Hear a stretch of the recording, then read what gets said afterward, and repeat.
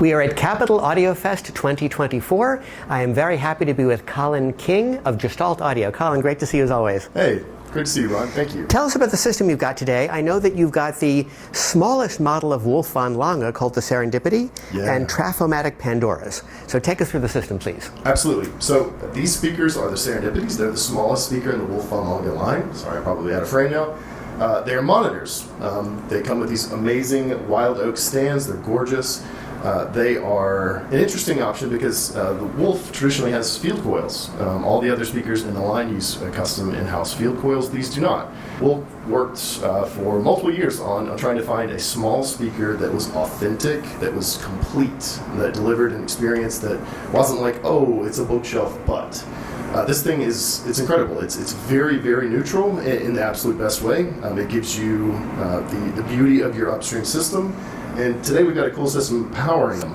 Well, with the Serendipities, why would he bother? Every one of his speakers is a field coil. Why go off the reservation for a non-field coil for a small thing like this? Do you know what his thinking is behind this? Yeah, because this actually uses really innovative tech. He built it because it came out, the name Serendipity is kind of indicative of the design process. It was like a serendipitous event when he kind of got 2 + 2 is 6 with the speakers. It's a small speaker that doesn't sound small. It has actual dynamics. It's very transparent, very wide bandwidth. And it sounds a lot like the larger speakers. It just happens to be a more compact form factor, and it's $10,000 instead of the Sonos are 20 and etc. They are a little bit less efficient, so you need a little bit more amplifier power. But it's a wonderful speaker that you can use you could throw it like actually in a bookshelf if you wanted to. But the stands I think are gorgeous. What is the sensitivity of the Serendipity? Yeah, it's 88 dB, and they're 4 ohms. Mm-hmm. And the Pandora is 40 watts per channel? Yeah, Class A, push-pull. And the power tube is the 811? SV 81110s, yep. And 40 watts seems to be enough on these 88 dB sensitive speakers? Oh yeah, these amplifiers are great. They're very, very powerful, but they're triodes. So you get the beauty, you get the purity, but you get the drive. How do you find the 811 sounds versus, say, something like a GM70? I think it's really down to the implementation. So the 811s in this particular amplifier are very linear. They're beautiful. It sounds different than like a single-ended GM70 would, though. And different amps with GM70s will sound different. So it's a little difficult for me to say like, oh, this sounds like that. But it's a beautiful amp. It was designed and chosen for a particular purpose. So he actually makes a headphone amp that uses the same output tubes. Instead of in push-pull configuration, it is single-ended, so one for each channel. But this amplifier, again, I think this is a really nice sweet spot for many, many loudspeakers on the market because it has usable power and it sounds wonderful. So you get a lot of that single-ended beauty, but it's got accessible power. So you can put these on many, many loudspeakers and have success. Assuming the impedance of the loudspeaker doesn't drop below 4 ohms, what do you think would be the least sensitive loudspeaker for which the Pandora would be a compatible choice? Oh man, so these are 88, and I think that drives them effortlessly, right? So I think it has a lot to do with the size of your room, the seating distance, and how loud you really want to listen. So it's not, if you have a cathedral and you want to listen to concert level rock and roll, maybe not the right choice. But for most listening rooms, for most speakers, I think these amplifiers will get you very close to where you want to go. What preamp are we using with the Pandoras here? This is actually really cool. So this is the Head 2 SE. This is actually a dedicated headphone amplifier. We thought it was kind of funny to use it with the very, very nice segment level monoblocks because it's such a good preamplifier. It's extremely transparent. It's beautiful. It also just happens to have a very lovely headphone stage, and it's 3.5 watts. Great. And is this the line stage below the Lara? No. There is another one, a dedicated line stage. This is it was almost like we wanted to show that this was possible. So it's Sasa builds these pieces. They aren't just check boxes on some marketing list, right? This is an actual full function, gorgeous preamplifier. This is an import from Portugal. This is the Cinnamon. The DAC is called the Gale. It's spelled G-A-L-L-E. It's a 27-bit, state-of-the-art resistor ladder DAC with custom FPGA code in it. It does not have an analog output stage. The output of the ladder goes directly to the output jacks. It is extremely pure, very, very colorful, very, very harmonically complete.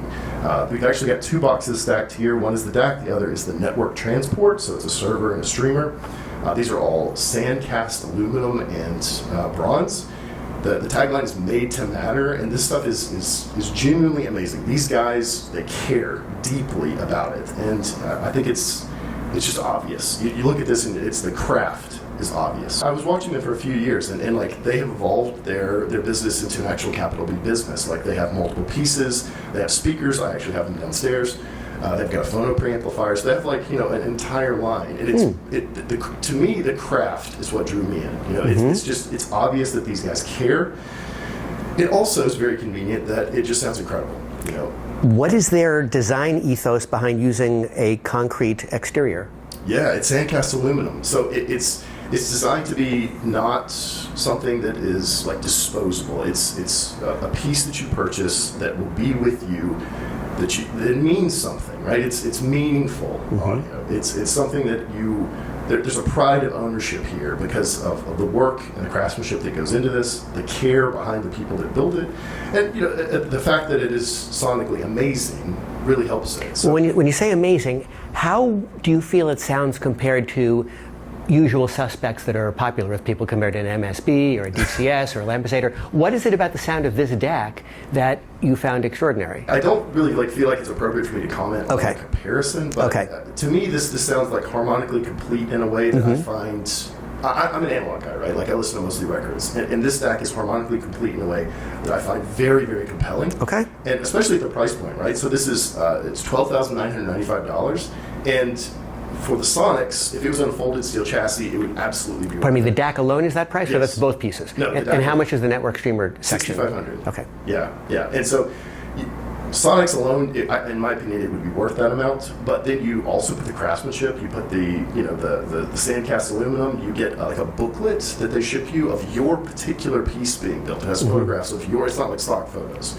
The little things like the rear has a piece of wood on the panel that honestly you can't see most of the time, but you get to select between 50 different varieties. You can get Macassar ebony, you can get curly birch, you can get bird's eye maple. Little things that just show that they care. They give a damn. Does the satin saucer on top have a sonic purpose, or is that just purely aesthetic? It's actually an inverted pendulum, so the entire chassis weighs quite a bit. I think it's about 60 pounds, and it acts as a resonance device. It's dampening both electrically and mechanically.